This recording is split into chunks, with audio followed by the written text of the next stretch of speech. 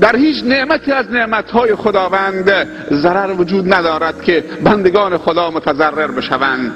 خاصیت هر نعمت خدا که حلال نموده خاصیتش برکت هست، خاصیتش صفا و صمیمیت هست، خاصیتش اینکه روح افزاست، سلامت آفرینه، سلامتی برای جامعه می آورد. روح افزاست، سلامت آفرینه، سلامتی برای جامعه می آورد. و هر چیزی که خداوند اون را حرام معرفی کرده و گناه معرفی کرده و گفته این ممنوعه و حرامه، هیچ خیر و برکتی در اون نیست. دور حرام نچرخید.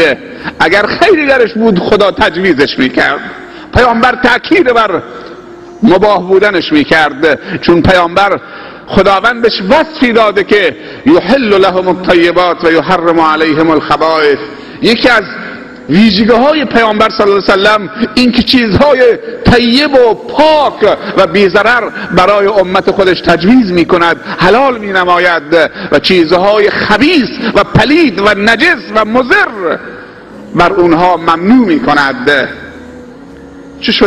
چه شده که با این همه نعمتهای خوبه که توانمند جامعه را توانمند می کند و توانمندی در جامعه به وجود می آورد، با این همه نعمتهای خوب خدا باز هم بندگان خدا بی آبرو می شوند، باز هم بندگان خدا روسیاه می شوند، باز هم بندگان خدا ذلیل و خوار می شوند، باز هم بندگان خدا متضرر می شوند. علت میدونی چیست؟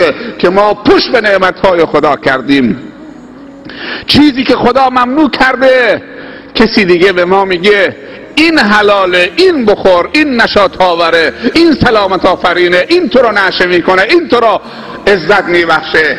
حرف خدا را به زمین زدیم، نعمت خدا را کفران کردیم، حرف ضد خدا را درباره نعمت خدا شنیدیم و خدا را یک گوشی منزوی کردیم و دشمن خدا را در خانه خدا آوردیم، در جامعه خدا آوردیم. حرف دشمن خدا را گوش میدیم، اما حرف الله که این همه نعمتهای خوب و ما بکم من نعمت فمن الله و ان تعدوا نعمت الله لا تحصوها. یک نفر بلند بشه بگه از مواد مخدر چه خیری به جامعه رسیده، یک نفر بلند بشه بگه از شراب خوردن و شراب خوری و تجارت آبجو و شراب چه خیری به جامعه رسیده، یک نفر بلند بشه بگه از سیگار کشیدن و قلیون کشیدن چه خیری به جامعه، چه خیر مادی و معنوی به جامعه اسلامی رسیده.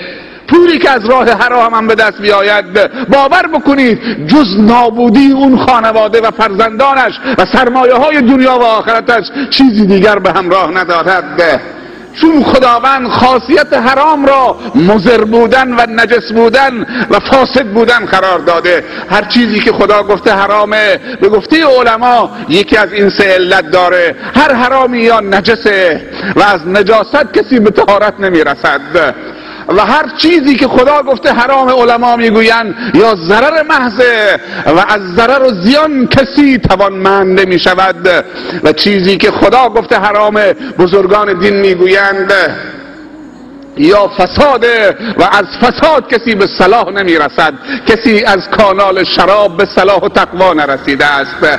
چون خاصیت شراب فاسد کردن عقل و روح و روان و جسم و جامعه و معنویات است. به حلال خدا رو بیاوریم.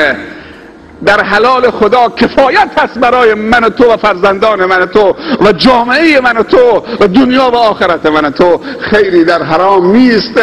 اگر خیری درش بود خداوند اونو تجویز میکرد. این همه روسیایی و رسوایی در جامعه اسلامی داریم میبینیم به خاطر این که نعمت حلال خدا را پایمال کردن و نعمت حلال خدا را پشت کردن، کفران کردن، و حرامی که خدا حرام کرده و رسول به حرام جلوه دادن و با حرام تعامل کردن و حرام و رونق بخشیدن، در نتیجه حلال خدا از دستشون رفته.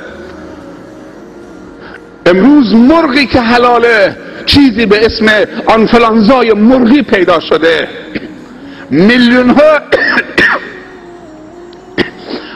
میلیون ها مرغ حلال امروز ممنوعه که ما بخوریم، چون کشنده است.